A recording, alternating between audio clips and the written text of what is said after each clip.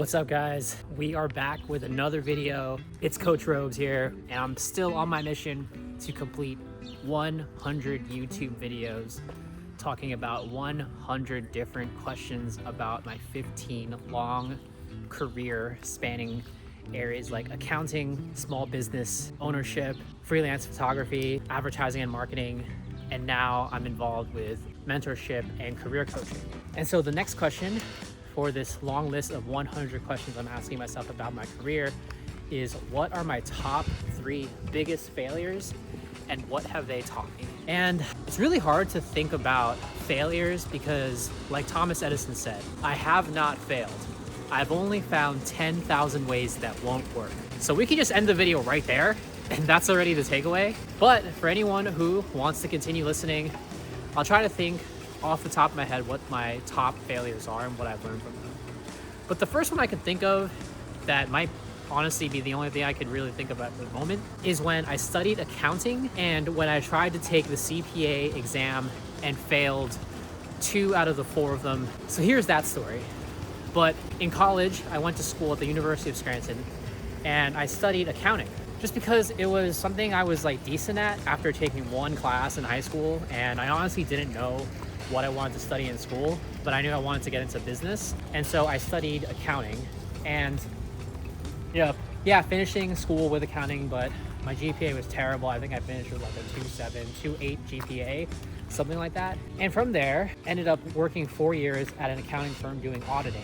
But on top of that, I also was studying for my CPA exam at the same time. And I was studying really hard to be totally honest, I tried studying, but it was actually really hard to even focus because studying for those exams and taking 2 out of the 4 examinations and failing really helped me realize that accounting just wasn't in the cards for me.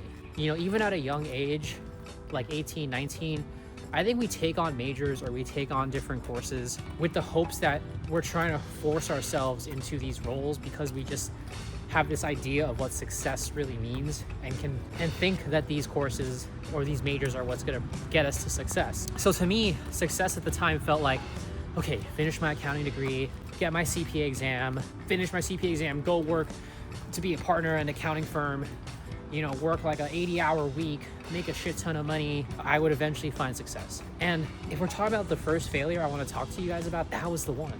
I was 22, 23, 24, busting my ass trying to take the CPA exam, and after failing 2 of them, can you only imagine how someone must feel after thinking that this is going to be the route they're going to take, this is going to be the course of their life, and it just wasn't fitting. It didn't make sense. Like the studying didn't interest me, the topics didn't interest me, the fact of even becoming a certified public accountant didn't interest me at all. And so I would say that failure really taught me the lesson that you can't force something that isn't flowing your way, right? You guys ever come across resistance, right? When the universe is trying to put you back on the right course, you tend to run into resistance against anything that isn't meant for you.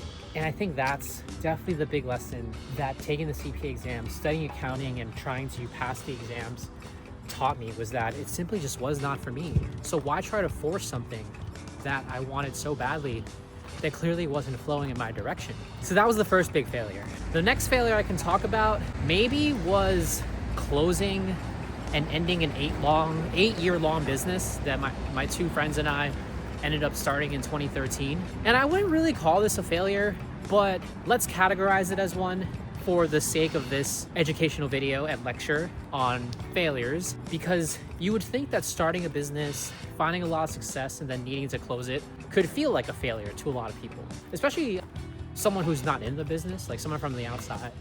They might look at it as like, man, that really sucks. Like, that seems like you failed. But if I'm being totally honest, here's what I've learned. A little bit of background. I started a business with 2 of my close friends in 2013. It was called House of Movement. It was a dance studio here in New York City where we taught beginner to advanced level hip hop and street style dance classes in New York City out of a studio space called Pearl. And we did that for 8 years. And I was an instructor for it. I was one of the co-founders. And we had a lot of failures actually in the very beginning. For the first 2 years or so, maybe 3 years, we could not turn a profit. Like, we were definitely sinking our money into it, investing our time and our effort and money. But we kept kind of reiterate, figure out new ways of growing, much like this YouTube channel here. And we stuck through it. And those first 2-3 years, while we weren't making any money, we ended up learning a lot about the community, learning a lot about what the needs were, finding opportunities to grow it. And 8 years later, after the first 3 years, all the way up to the last year, the 8th year, we were turning profits. We were good. We were finding our mark in the community, and we were doing really well for ourselves. But as all business owners face at some point, there becomes friction with operations, friction with adapting to trends in the community, not being able to, communicate what we were trying to build effectively, or not being able to commit to certain parts of our business to really help it grow and flourish. So I think what this part of my life taught me in closing shop after 8 years of House Movement taught me that owning a business is tough. Owning a business is an incredibly difficult thing. Running a business with friends is an incredibly difficult thing. Building a community is not an easy thing.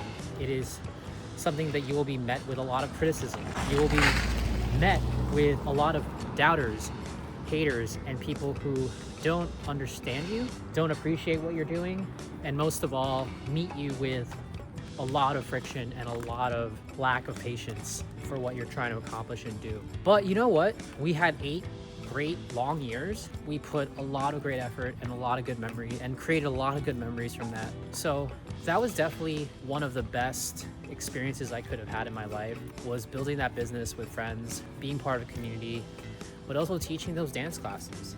I miss the beginner classes that I would teach on Friday evenings with the students. And yeah, I would say, even though after 8 years, we had to end up closing shop, it definitely taught me a lot about owning a business, running a business, and just truly how incredibly difficult it is to do one. So major props to all the business owners out there, people who are entrepreneurs, freelancers, in charge of operations and all those things. I really, give my hats off to you, I guess you could say, to all of you out there. And so the third failure, I would say, okay, this one took me a little bit of time to think about for a third failure. I actually had to pause the video for a second, but I guess one failure that I want to talk about that I learned from is the idea of failures in many different areas. For example, one big area in my life that I'm always continuously trying to improve on is public speaking. And I've taken on speaking events and roles in many different ways. One of them was through co-op, where I would speak to a group of students on a monthly basis, and I would think that why the heck would anyone want to listen to me in the beginning or have to hear what I have to say? But that was one of the first times that I took up public speaking and tried to incorporate that into my work and my life.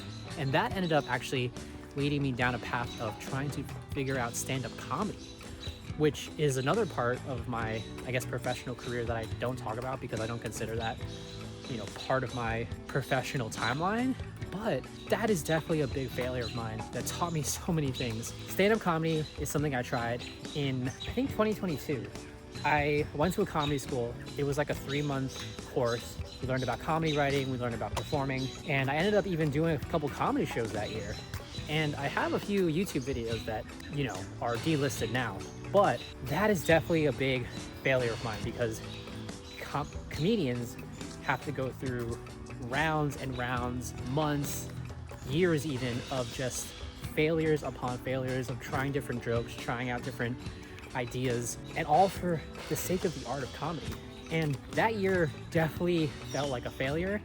But again, going back to Thomas Edison and everything he's learned or has taught us about, I have not failed. I've only found 10,000 ways that won't work. Comedy was one of those things that I realized was not going to work for me, because while I am a humorous person, I'm not comical in the sense of creating these big stories or jokes that I learned is very difficult in comedy, because it's a lot like math but with words, where you want to get to the equal sign, which is the punchline. But it did teach me this. It taught me that I do enjoy public speaking. I do enjoy emoting and getting reactions out of people and helping people think. That's what the world of comedy taught me, because that's what some of the best comedians and the best storytellers are able to get out of audiences is reaction and emotion and helping them think differently about the world. And so that's what that taught me is, while maybe the road of comedy wasn't for me, I did give it a go in 2022, and maybe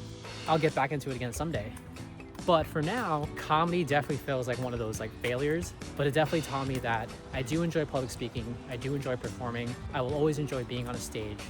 But for right now, that is going to be something that I put in my, I guess, short list of failures that definitely did not work out for me. So yeah, I appreciate this question because it's a hard one, but I really do believe that it's not about failing. It's about these things that you try, you attempt, and you learn about yourself through these hard times, these failures, so to speak. And from that, you learn about what you do want to eventually accomplish or try differently.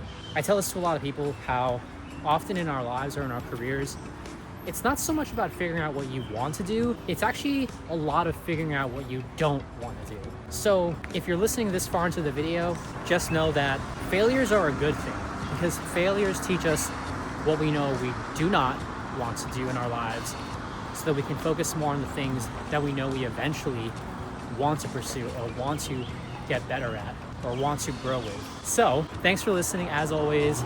Thank you for being on this journey with me. I'm up to 12 subscribers now, which is insane. And there are actual views on this channel. Granted, they are very low, but I think of it this way. If there are 30 people watching a video or watching or listening to what I have to say, that's like an incredible thing. And I'm really grateful for this journey that YouTube is putting me on and giving me the space to reflect and create these memories and these moments that I'll get to look back on and share with other people who maybe one day in the future you come across these videos and you need help, or you need to just hear someone's advice or stories for inspiration. So thanks for listening. And if you ever need to connect or ask for advice, feel free to drop some questions down below.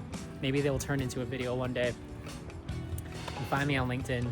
But until then, thank you for listening as always. Thank you for clicking on this video, and I will see you guys in the next question. Peace.